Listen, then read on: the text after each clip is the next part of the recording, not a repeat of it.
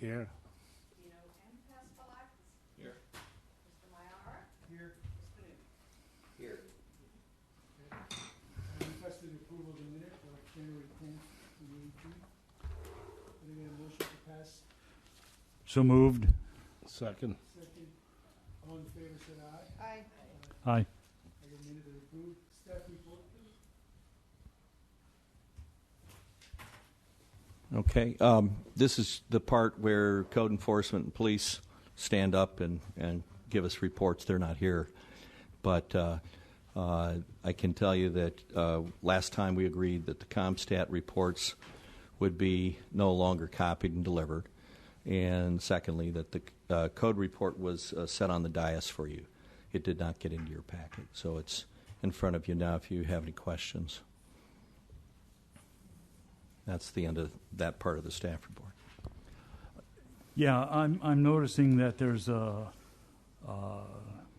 unusual high number of short-term rental cases. Yeah. Is there something going on that,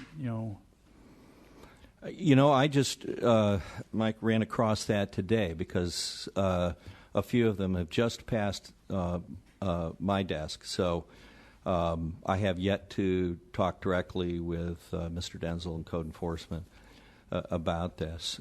But yes, I'm surprised by the number that I was seeing, and so there may be some concerted effort, I don't know, to address that. So I'm going to have a discussion with Code. Okay, because on a few that I looked up, like one of them, there was some out of town plates parked in the driveway.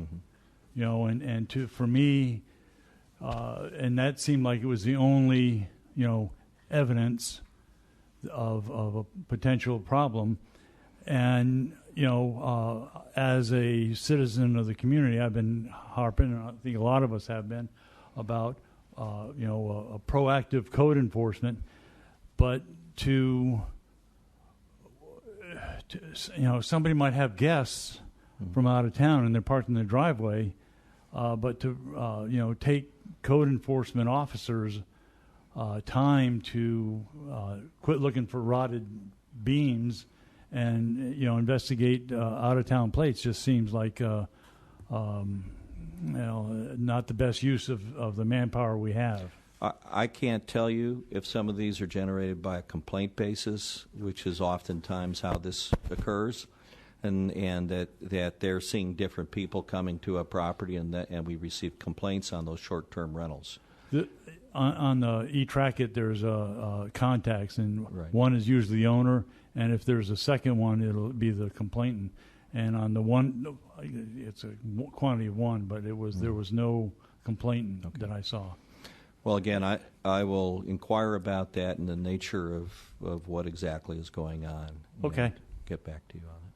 May I make a statement? May I chime in? I did speak to one of our code officers, and he said that virtually 100% of his time right now is taken up with short-term rental complaints that are being called or sent in anonymously. Okay. So in answer to your question, I think there's been 30 or 40 this year when there was only about 25 last year. Mm-hmm. So right now, our code enforcement department is kind of dead in the water. They are not able to act proactively and look for other violations. And along with that, I'll say that there's so much in the pike already as far as violations. I looked up, I searched on e-Track-It. If you put in BP for right. violation title, that means blighted property. Here, pass this down. I got me a copy. It's just a few of them. There are 41 properties that I think they started this must have been July or August. Most of them are from those dates and a few from later on. But I believe some of them it says under investigation, some it says compliance. There's a handful of them that are in compliance. But some of these are our really, really long-standing blighted severely blighted structures. And so I would like to know the progress on the rehab board. I do know a little bit about it, but if you'd like to kind of give us an update on what might be happening, and then I'd like to,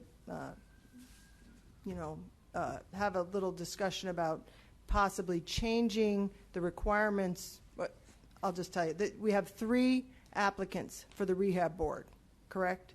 Do you know about this? No. Okay. The rehab board is where foreclosed properties or buildings that are going to get demolished. We discussed this last month.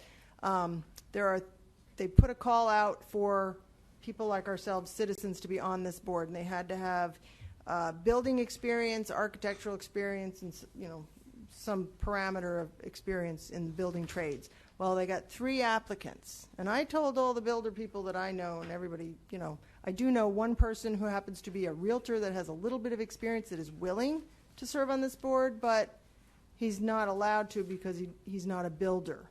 So unless we come up with 4 more people for this board, we will not be able to pursue, all the exciting teeth, take a bite out of blight, that Mr. Delgado kind of kicked off and got going. And Mr. Jagger might be getting ready to correct me about something, but I don't believe that we're going to get anywhere with that. And we have 41 properties that kind of need this attention, and it's not happening. So maybe you can fill me in. Actually, I can't. I'm not familiar with this Rehab board? Together, we have a board called the Board of Building Codes. I'm wondering if it's the same. That's a board that's not fully constituted. It reviews condemnation appeals and building official opinions regarding the International Property Maintenance Code. So I don't know if it's the same thing or different. That's it. It was termed to me as a rehab board, but I believe you're. There's a separate group of in-house staff people that are dealing with condemnations and demolitions. So I wasn't sure if it was the same or different. But I am working with staff, the permits and licensing department, in redefining and reestablishing the Board of Building Codes. And will they be addressing these 41 BP cases? Is that or the ones that are? That would not be their function. No. That would be a staff function and a code enforcement function. Okay, because some of these have been in this condition for, they're only listed on here since July, but they've been that way for years. I know of a couple, and not all of them are there are a few in our redevelopment area, so it's justifiable to talk about it here. But I think we need to take a look at that and understand why these long-standing properties are not being dealt with or in progress. For a perfect example is one right across from City Hall, 331 South Palmetto. I don't know if anyone else notices the building that has no front on it, but there's still people living in it.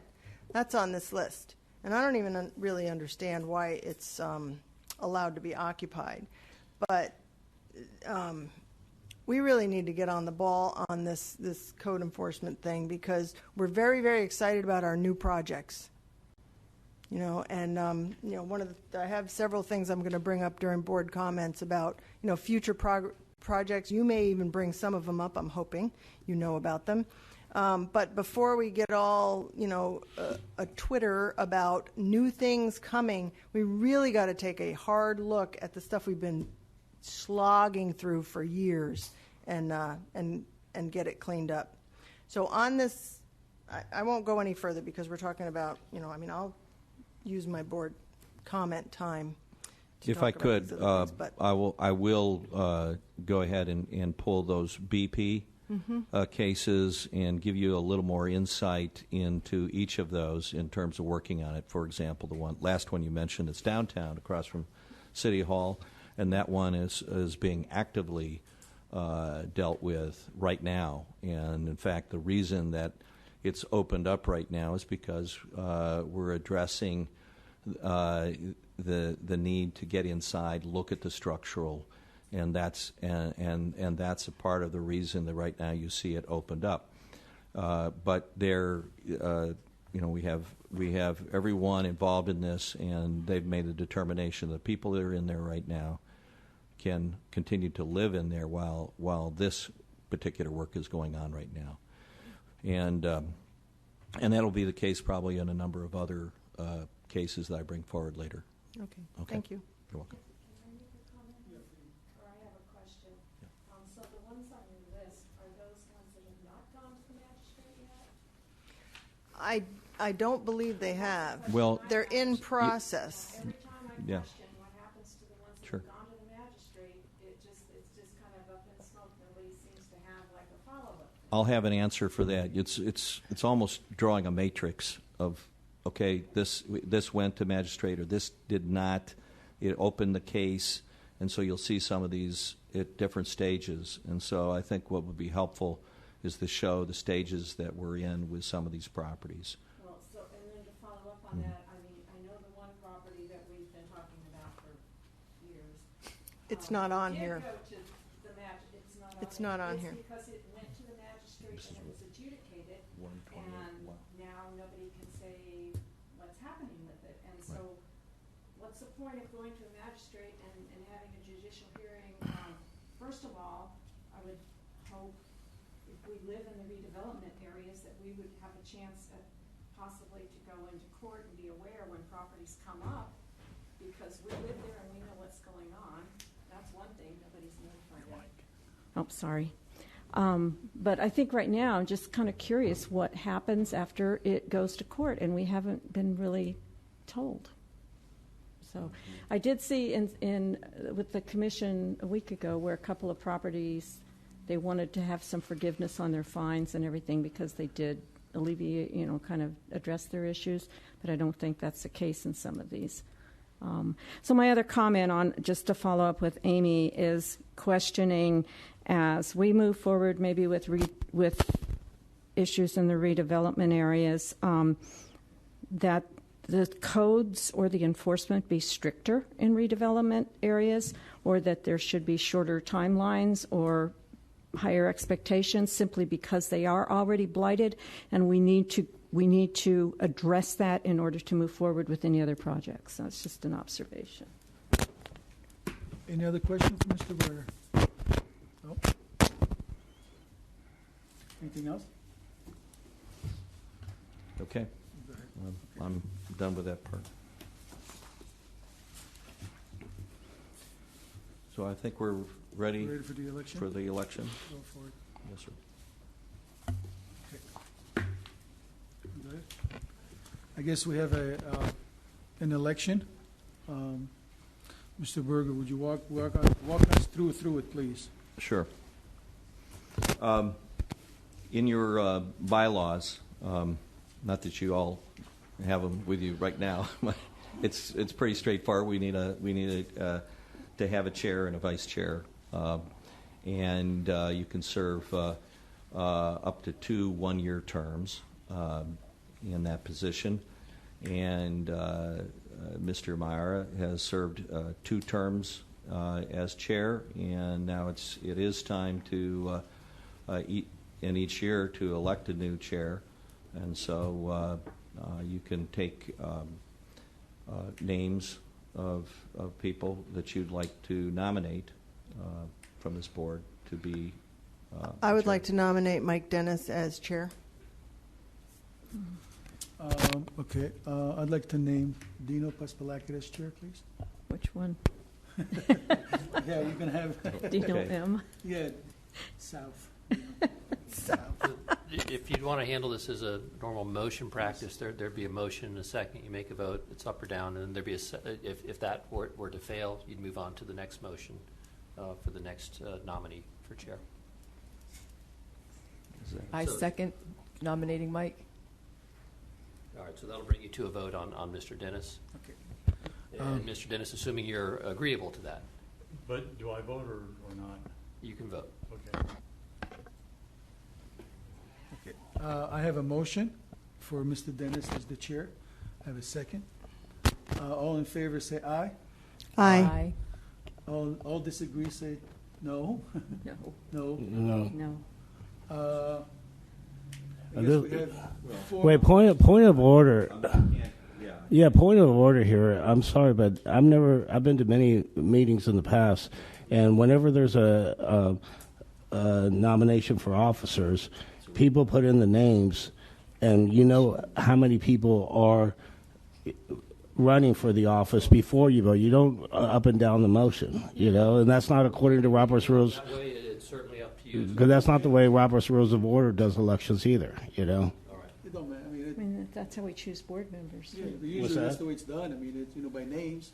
Yeah, what you do is you take the nominations by name. You hear a second for the person. Okay, any more nominations? Then you hear another nomination. Is there a second? Any more nominations? And then after you get and then once you say, is there any more nominations? No more nominations. The nominations are closed, Right. and then you bring it up for a vote. Right. All right. Yeah, we can certainly proceed in that way. That makes sense where you have more than one person who'd be interested in the position. Yes. Okay. So I guess we'll start all over again. You want to start? I have a motion for Dennis for the chair. For motion, I have a second, right? Is there Now any you other ask for nominations? Is anybody Additional. any additional votes for any other person to be a chair? I'd like to nominate Dino P. Paspalakis for chair. I'll second that. Okay. Any other names for chairs? No. Okay. Let's go to the vote. All in favor for Dennis as a chair? Well, you don't do it that way either. Roll call. You have to do a roll call vote, or you do a ballot vote. Okay, let's ballot. do a roll call vote. There you go. Dennis? Dennis? Dennis? Dino? Dino. Dino. Dino. Okay. I guess. Yeah, I guess the vote is 4-3. 4-3. 4-3. Okay. I'd like to nominate Mike Dennis for vice chair. I second that. Oh, okay. Dennis for any other people for vice chair? I guess we got to do the. Any, I second it. Amy, and then she seconded. Yes. Any other votes for vice chair? Sorry. No. All in favor for Dennis as vice chair, say aye. Aye. Aye. There we go. Okay. All in favor, say yes. So everybody said yes. So we have a chair and we have a vice chair. Okay, good. Okay. Very good. All right. Thank you. Do we switch case? It's up to you if you want to switch at this time and take over as chair. You could do that. We do. I'm okay with you completing your term. It's up to you. Not a problem. Okay. Okay. Well, since the elections are done, Okay. let's go to the redevelopment project update, please. There you go. Okay. This is the old business, and that is that we have now the Jimmy John's case going forward. It was delayed at the request of the applicant. They're out of town. When they come back, they'll want to move forward. Tentatively, right now, we're scheduled for the first meeting in March. So that's going to come before the City Commission for first reading and then second reading in the third week of March on a Wednesday. That's the 21st. Yes. Okay. So, What happened at the planning board meeting? and yes, thank you. The planning board meeting, the planning board voted with the same motion that this board did, and recommended that it does go forward, but requested that the Butler Boulevard improvements not be required. That the applicant does not have to pay for Yeah, those I went improvements. through that whole. Okay, so that's where it stands at this point. And Bob, did you want to say anything? Okay. And as far as any other redevelopment projects that are going on now, there's some interest in some more development in the area, but I'm not at liberty. These are just inquiries that are being made, but there seem to be some some additional interest in developing along the ocean front. There was a comment, I think, last time we were meeting about some kind of development that might be like One Daytona happening around the Ocean Center. Again, I'm not aware of it. It's not come before us, and so I can't speak to that. Everything else that is happening at this point, I think the biggest news that I've heard is that there has been a decision to move forward with the DOT improvement with ISB and starting the real planning process, design process. So that's the the first concrete step I've seen going forward on that in some time. So that was a decision of the City Commission on February the 7th. And that's all I have to report. Good. Good news. Thank you, Mr. Berger. We have any public comment, please? There's please. Ann Ruby, 137 Park Avenue. It's more of a question. There was a vote to change the LDC to accommodate the parking lot, 2-year extensions on that George Anderson lot. And I don't think it ever came forward for a vote to actually approve an extension. So is that something that's upcoming? Because they just voted to approve the change, but I don't think they ever voted. That was supposed to be a commission approval. Well, is that coming forward? Commission approval happens after the first 2 years. At this juncture, they have to comply and have the site plan approved, and then they come back in 2 years before the commission per that requirement. So, but when does are they have an expired agreement now? I thought it expired in either 2017. It's expired. They've been the decision was to allow for them to proceed with a site plan, approved site plan, and that they have to come back before the commission if they want to continue and extend that time for another 2 years. I guess that must be. I'm not following that.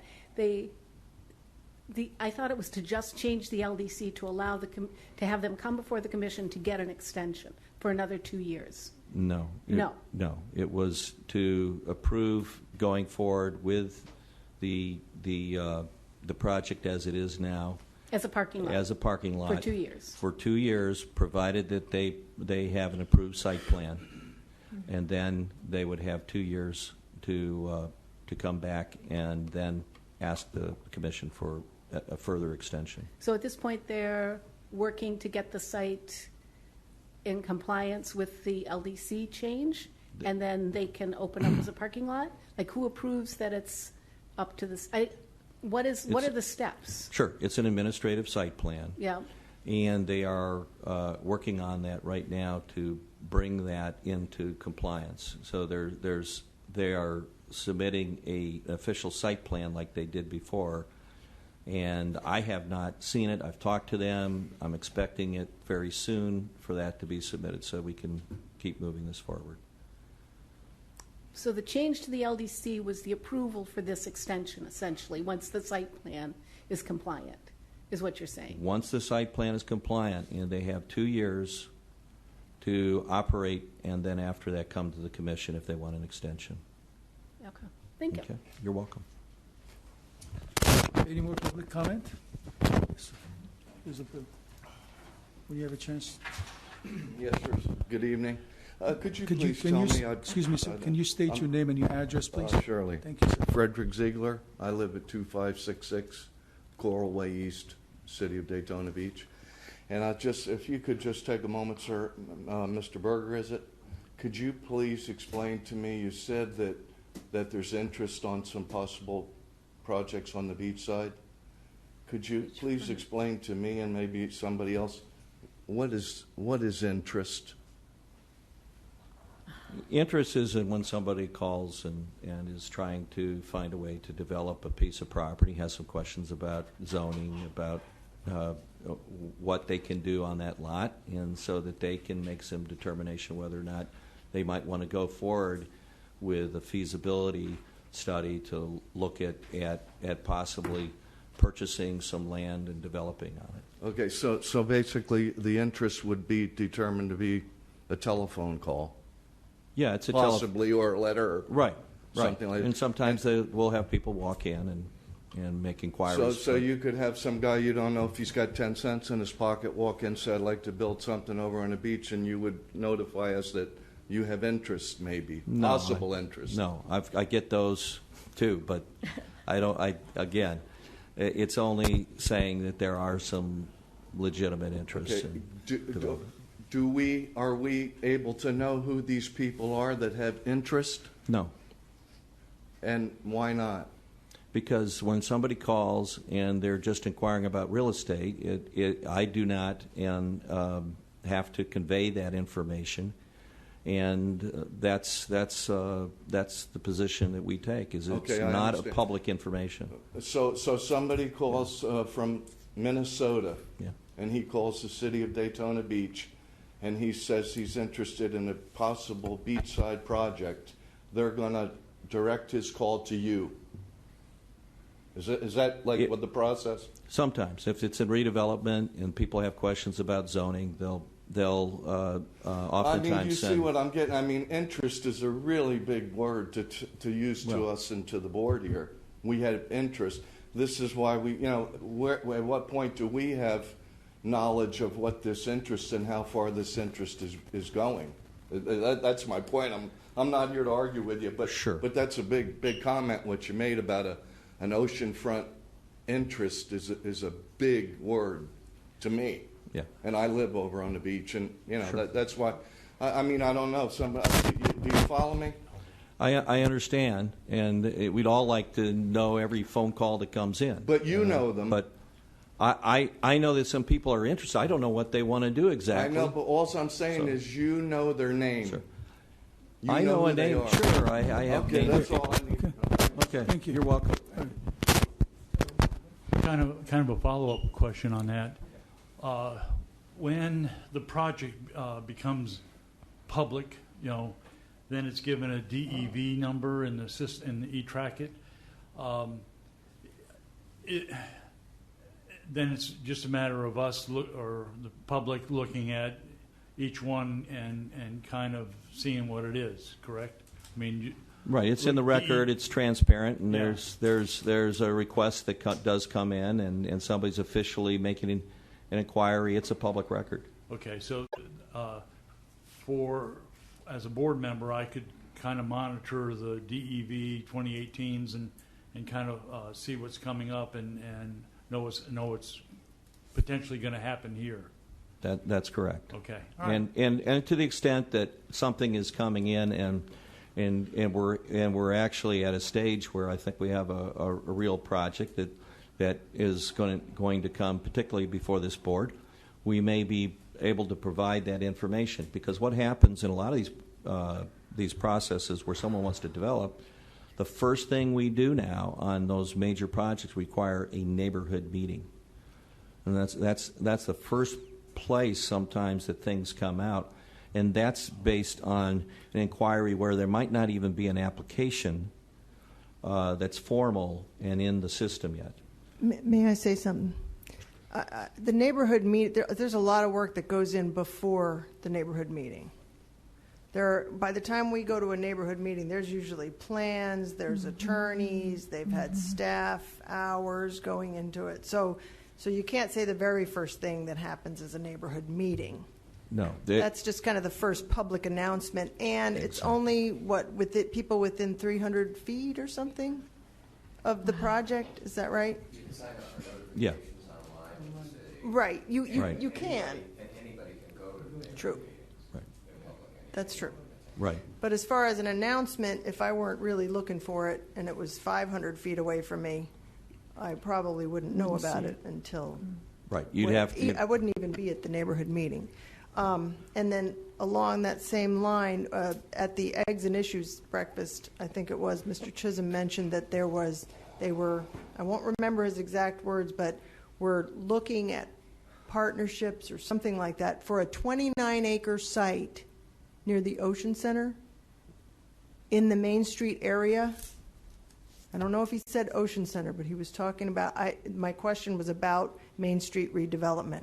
And he said we're looking at, partnerships to develop a 29-acre site in that area. Do you know anything about that? I do not. It's pretty big.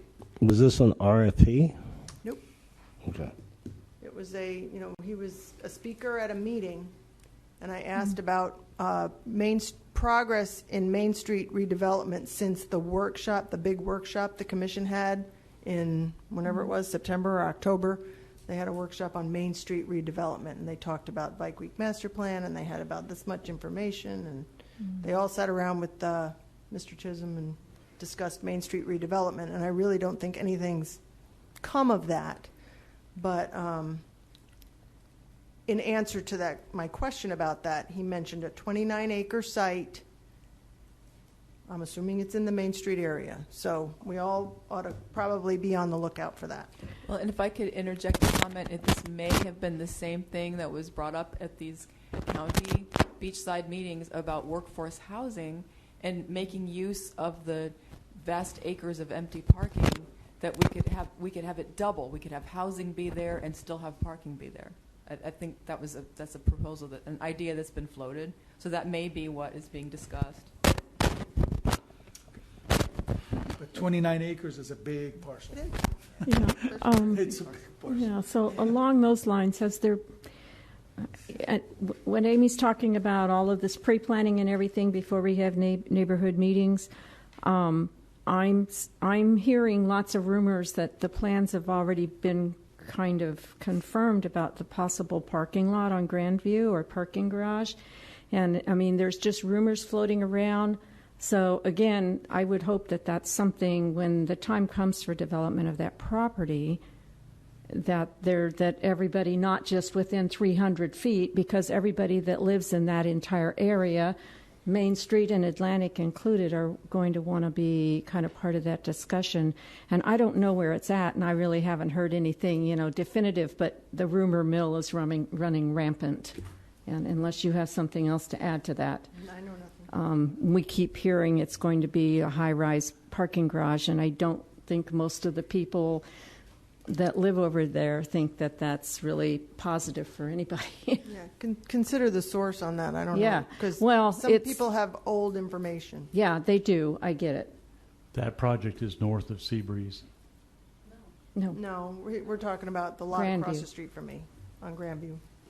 It's a rumory one. We get a lot of rumors because we don't get. Yeah, we get lots of rumors, and that's why I'm just throwing it out. Let me at least dispel Yeah. one thing, and that is that our staff that does the TRT reviews, we have not had any application come in to review anything in our office. So those of us who are going to look at site plans or look at something like that have not had anything come before us. Okay? Mm-hmm. I just want to iterate that, again, you can sign up for notifications online for those, and I get them in my email regularly for the neighborhood meetings. And correct me if I'm wrong, don't they also post on site when they're going to have a neighborhood meeting? Don't they post on the site that's involved? Because I've seen those postings before in the past. Yes, and so you're going to get the links, and it'll take you. But I mean, actually, physically on site, on the site that's going to be developed, don't they post that they're having a neighborhood meeting? If they're development? right, there's a posting, a sign that'll tell you. So I've seen those on things too. So you can watch the Right. property, or you can sign up for notifications. Yes. And I do, even though I often don't go to the meetings, but it gives me kind of a heads up on what's going to be coming before either this board or the planning board in the future. So I kind of read over the preliminary stuff that's online. I go to a few of them if they're in my neighborhood, but we don't get a lot of development over there. So, anyways, thank you. No problem. Mr. Brewer, anything else, Mr.? Nothing. else Nothing else? to report we on can that? pass to the board comment, please. Mr. Amy? Go ahead, please. Okay. The corner seawall next to the Harvey Street access. I know Avista has a beautiful project planned on the north corner, but the south corner is a severely dangerous. Does anyone know what I'm talking about? Who here knows? Yes. There is a hollowed out area underneath, concrete and wood and everything else, where people are living and sleeping and hanging out. And when you look back in there, it's a death trap. Wait, where is this? Harvey and the beach. Okay. On the south, Just south north side. of the Mayan. And it is crumbling, cracking. I mean, maybe I'm Chicken Little, but that thing's going to come down one day. And when I brought it up once, I was told that because Avista is putting a beautiful thing to the north, that the beauty will spread and everyone will fix up their properties around it. We cannot afford to wait. Well, was this reported to code? I've been talking about this for years, so yes. Okay, that particular I'm sure I one. have. Oh, Yep. well, okay, then I will check into it tomorrow. Okay. And find out I'll what is go home going and on put in with that another. I wall. probably have not put in a complaint in 6 months because I pretty much gave up on sending in code enforcement complaints because our code enforcement department is really tied up with whatever. I mean, I feel like the same 5 things I could report over and over again, and Hearing that though, the alarms go off. It sounds like there's some kind of have to have seen that, life Reed. safety issue. Have you never seen it? You know what? I can't say that I've walked around that corner, been on that part of the beach to From see it. Starbucks down to the beach. Look to your right. I go to Starbucks. I have to confess quite a bit, so it's not far for me to walk down. Well, there. walk down there and take a look. Okay. At your redevelopment I'll get my area. coffee there tomorrow. Because it's Okay. bad. All right, I'm not done. Okay. The $750,000 that the city, is this still on? That the city agreed to pay to start the East ISB project. Is that money coming from the CRA fund? The money. I could probably know that, but I'm just Yeah, there's. I think we have $750,000 that is going to be tied up in that. So the $750,000 that the city agreed to pay FDOT to start the design on, correct me if I'm misphrasing this, for East ISB is coming out of our CRA budget. There's been there's 2 pieces to that. There's an expenditure decision that the CRA has to make if they're going to expend that money. I know that that we have encumbered the money for the purpose of if there is a plan that's there. So it's really standby. So it's one thing to make a decision to go forward and do that. It's another thing to be making some payment out of the CRA fund or any other fund. And I cannot tell you at this time who's paying that amount. Really? Yeah. We don't know if it's coming out of general fund or CRA? No, I have not had anything come back. So if it's not on a CRA agenda for the CRA to actually expend that money, what I'm saying is it's probably not. I didn't look at the details of that when they made that decision. So we'd have to go back and look at that agenda item. Okay. To see. Okay. Back to the same question that I asked Mr. Chisholm at the Eggs and Issues Breakfast about, since the Main Street workshop that the commission did, I haven't seen any changes. I attended a downtown redevelopment board meeting where the downtown redevelopment board has a dedicated project manager named Jason Jeffries, and he put together, this is what he had for his board, You know, it's got all kinds of plans, parking, strategies for the redevelopment of the downtown area. It's beautiful. I mean, it's got all kinds of stuff in here, and how they'll go, who their customers are, what they're going to be doing in the upcoming year. And I'm wondering if this, not that I want a whole bunch of color copies, because that's not what I'm saying, okay? But we do not see, am I mistaken, but we do not have a plan like that? We never see a plan like that? Why is there nothing for the Main Street CRA or the South Atlantic CRA that shows us what's our next step, what's happening this year?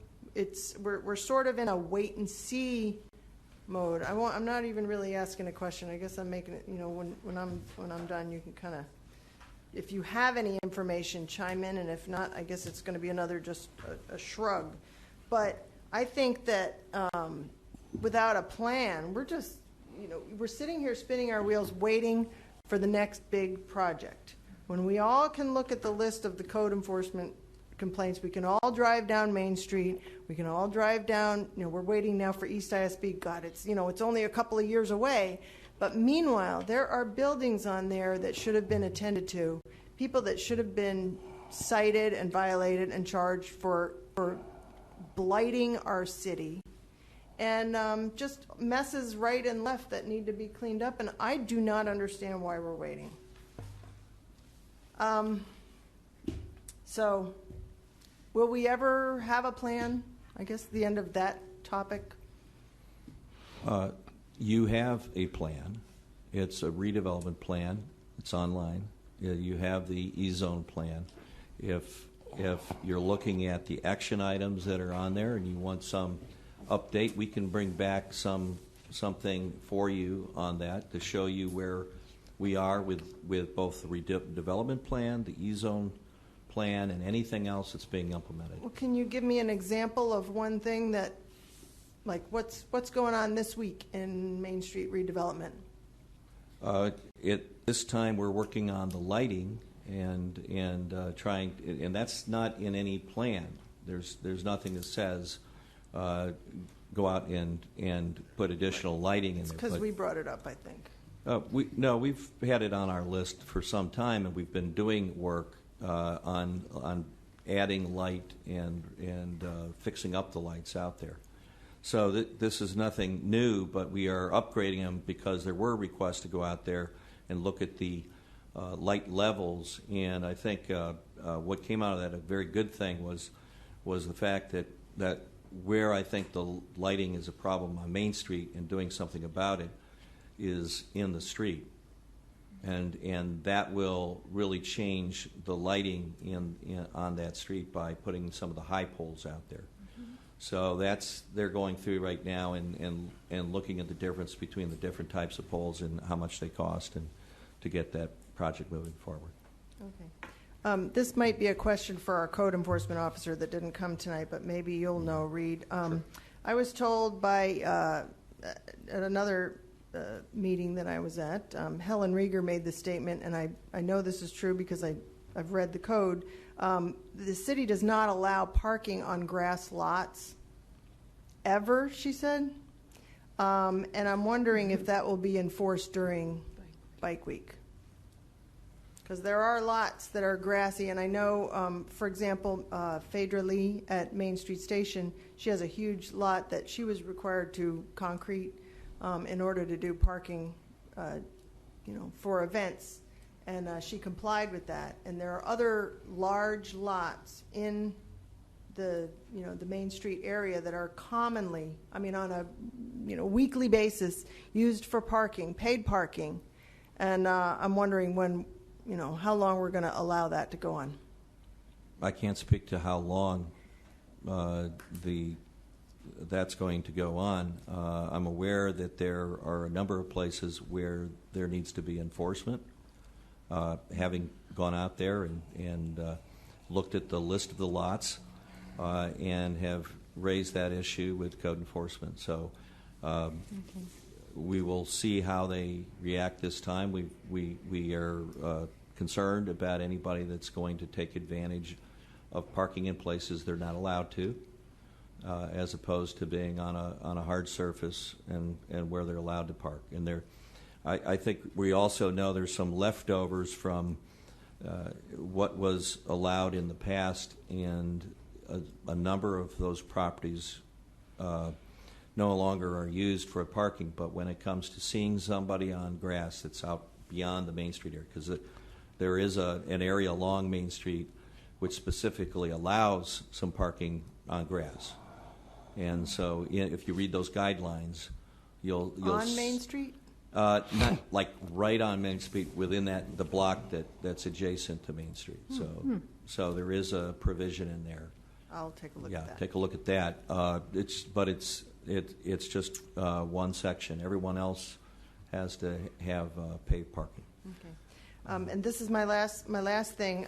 I've met a lot of business owners that this will apply to also, but I've always had difficulty understanding. We have a grant program. We want people to fix up their properties. We want people to buy old homes and old commercial properties that are they're a mess, and they need a lot of work. And what I'd like to see is the city being more helpful. So I like the grant program, but one of the problems we have that's limiting, say, for example, I'm going to or I'm going to paint my house, and I come to you and I say, okay, I can paint my house for $500 worth of paint, and I will paint it myself and do a great job. But I cannot apply for a grant to pay for half of that, because I'm required to go to to two painting contractors and accept the lowest bid, and then I get it done by a contractor. Well, I'm not going to do that, because the lowest bid is probably going to be $1,500. So I'm actually better off just painting it myself. I would like to see take a new look at the grant program, and for example, if a project is done by a homeowner or a commercial property owner himself, he comes in and gets permits if necessary. He manages to get drawings. Maybe he has a friend that's an architect. Something, if people are willing to put in the work and the result is perfect and will pass inspection, I think we should include that in the grant program and allow people to receive their half for that. So if that's something the commission needs to look at, or we can look at in our redevelopment areas, maybe all of them, and correct me if I'm wrong, or discuss or whatever with whomever, but it's something that I would love to see happen. Thank you. That's end of my comments. I don't have anything particular to add, except I do say Happy Valentine's Day, and there's a couple of us merchants on Main Street that are very proactive, responsive to our customer base, and noticing shifts. Like this past summer, when in the dead months of July and August that are dead months at my leather shop, I started to concoct ideas for this coming summer to have nighttime activities to make it safe for families to come onto Main Street and come to the shop and do some crafting and leather crafting and beads. And we're always hatching ideas like that. So you can look to us for some hope. And there is good stuff happening on Main Street. Yes, thank you. Yes? Yes, I've got a couple of things. Amy, that lot on Harvey and the Beach, Ocean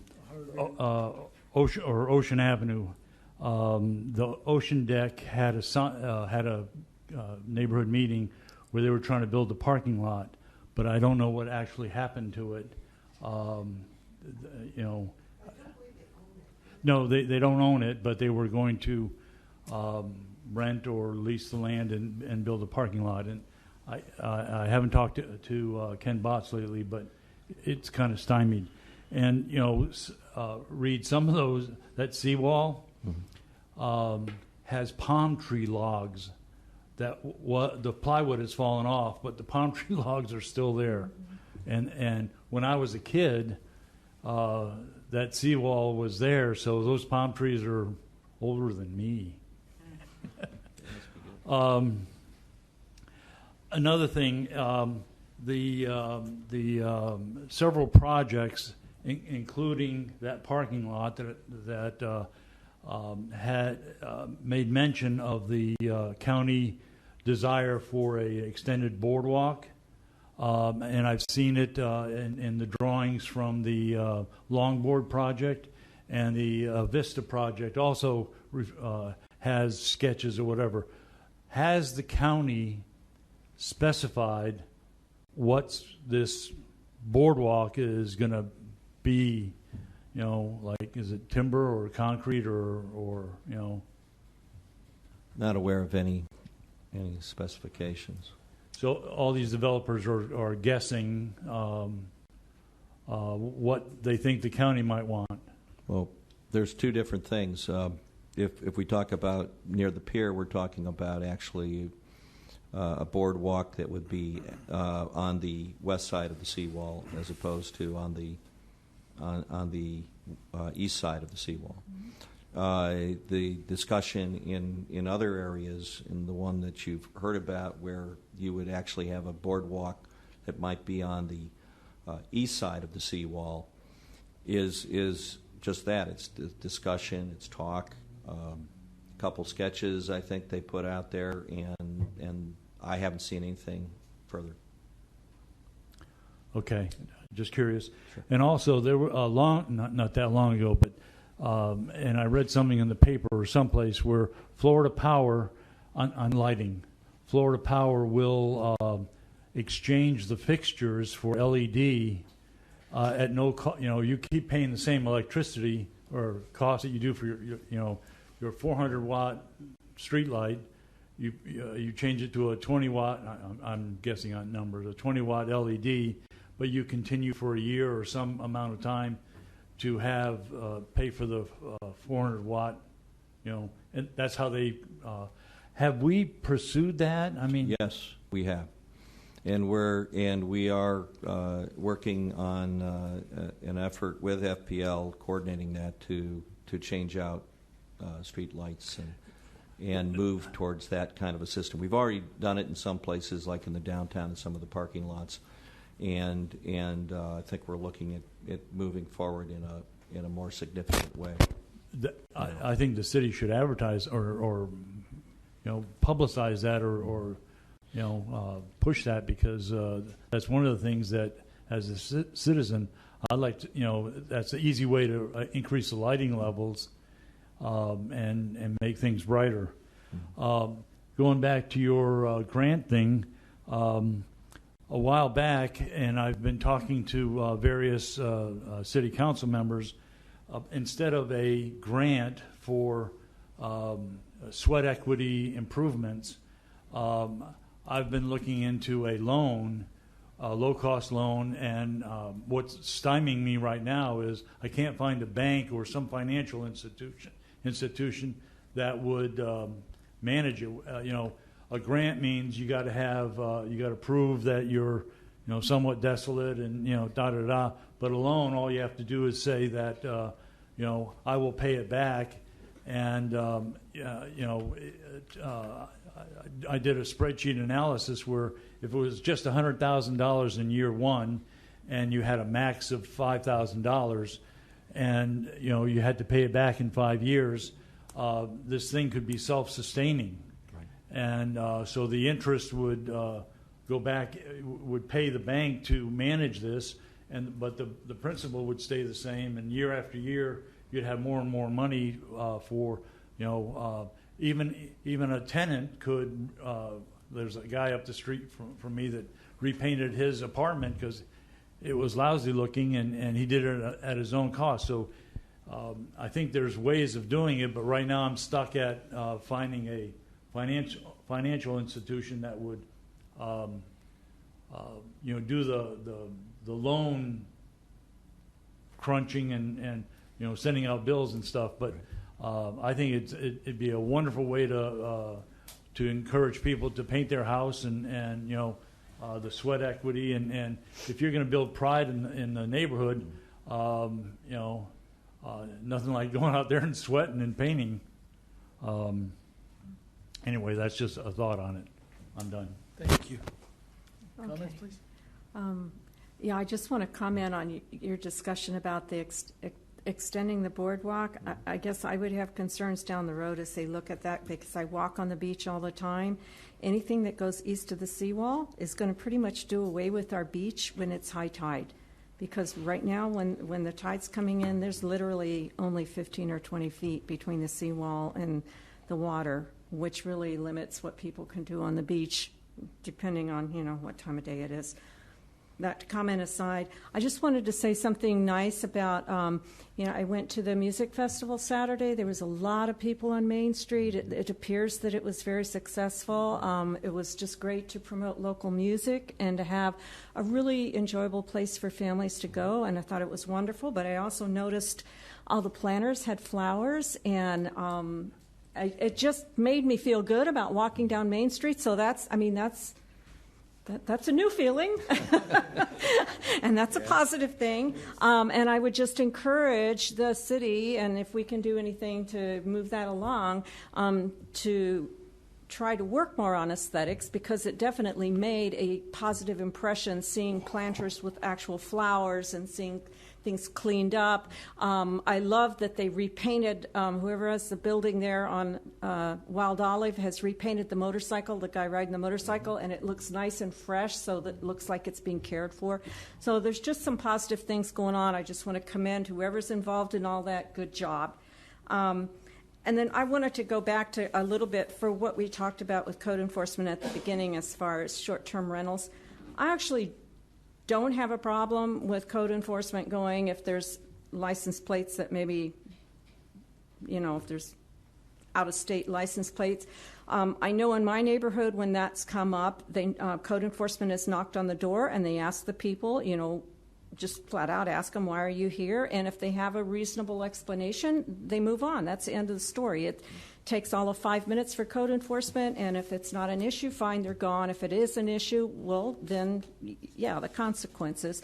But I would prefer that than to just keep driving by units when there are things going on.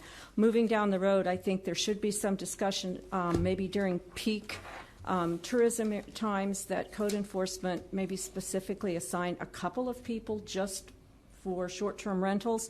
And the state legislature may take care of that with what's coming down the pike with their vote on short-term rentals and things like that.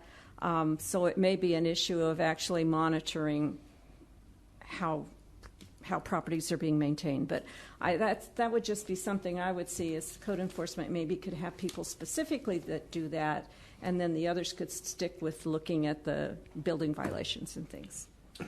Thanks. Thank you. Dino? Well, first, let me address the boardwalk east of the seawall idea. I guarantee you, when they try to put that in motion, it's going to be the biggest eminent domain battle that the county has ever seen. But that's, unfortunately, that's a subject that I know a lot about. But anyways, now on a different issue, and I'm not saying I'm for or against that, I'm just saying I know the realities, okay? The other thing I wanted to say is that when everybody talks about lighting and safety, and you were talking about upping the lighting on Main Street, which is great, what I do not understand, and I still to this day don't understand, is when the city built Breakers Park, they put that low lighting in there.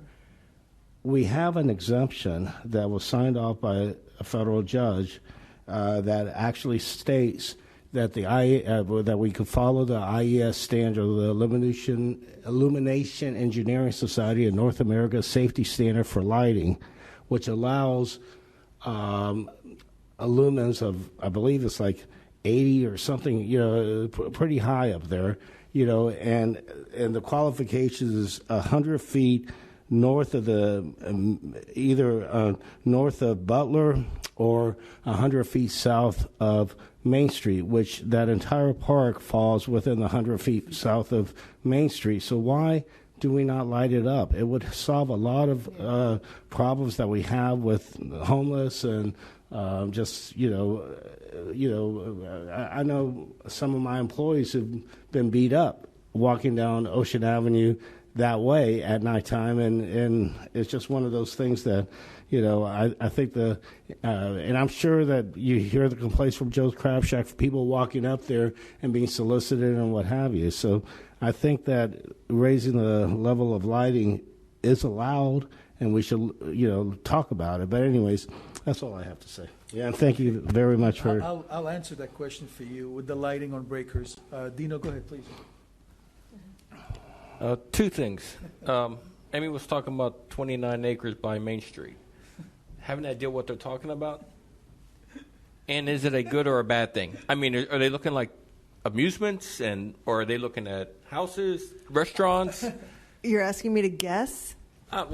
You were trying to get an answer. What do you think it is? If I were to put the pieces together, I would put it together with, watch the Beachside Redevelopment Committee meeting on Monday. Yeah. They're at 5:30, and I have a feeling they're going to come up. One of their big recommendations is going to be a large Daytona 1-like project. See, Gilbert's already nodding his head.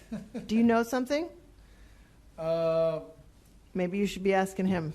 No, the only I'm thing just is the putting 29 acres. Amy, you know what 29 acres on Main Street is? Well, it's not on Main Street. It's off Main Street. It's going to be behind. It's going to be adjacent to the Ocean Center. I'm sorry. Yes. It's going to include probably your place at 127 North Hollywood. It's gone. It's probably sold going to be. already. What's that? It's sold. Okay. Well, it's probably going to include that whole area there. I'm thinking. Let me just fill you in a little bit, and maybe that's gonna help. And I'm sure Dino is going to remember when the Ocean Center expanded. They took the parking. They were supposed to go all the way down to Halifax, but they stopped at Hollywood because they ran out of money. Now, there's, like you said earlier, there's rumors that they're going to go beyond that point again. You understand what I'm saying? Right behind the parking? Okay, that's... May I just, you mentioned normally this board is met at 5:30. They did change the time at the Ocean Center to 6:30. So just a new time, same place at the Ocean Center. 6:30. If anyone's interested, that is a public meeting. Okay. I have one comment about One Daytona. I have nothing against it. I'm just glad it's not near my beachside. I'm glad that the people who like it are enjoying it. Any more comments from any board members? Nope. You said you were going to comment about. I was going to tell you about the lights, about the breakers. There was conversation with the city that they were going to do something about it, But remember, there was a piece of property between the breakers and what the city owned. You remember that 50-footer? Yeah. That 50-footer was in litigation. There was a problem between the city and the owners, and that's why it was never done. But there was something that Breakers Park was supposed to be more lights. But because of that issue, again, I hope that's the information I had. No, there's a lot more to it, and it has a lot to do with interpretation with the county and its enforcement of turtle lighting. And the city has been trying to address that, the city staff, in terms of how that's going to work, the technical requirements. You've seen out at the pier, we've struggled with exactly how to get the lighting out there. One thing I do want to say about the Joe's Crab Shack and the pier, there has been a change made so that Joe's Crab Shack now can address any of the issues that are going on with the trespass right up to the end of the pier. So in terms of management now, you now have a business that can start to address some of the problems that they've experienced before. So that's. I'm going to make a comment about that. I'm sorry. They have problems with that because their employees are not coming all the way down. Believe me, I know. Their employees are not coming all the way down to the beginning of the pier to tell to the homeless or whatever to leave. I know because they come and they walk behind them, and it's all going on Ocean Avenue. That I expect to be corrected. We met out there at that location with the police last week, and I think we're going to start seeing some changes that'll be to the benefit of the public. Okay. All right, my last comment is to everybody, thank you very much for being on, letting me serve on this board. To the board members that are from now on, you're going to have some good things in front of you. There's some good things coming up in this town. We're looking very positive now. And God bless you, and I hope it gives you all the wisdom you need. Thank you very much. This meeting is adjourned. Thank you.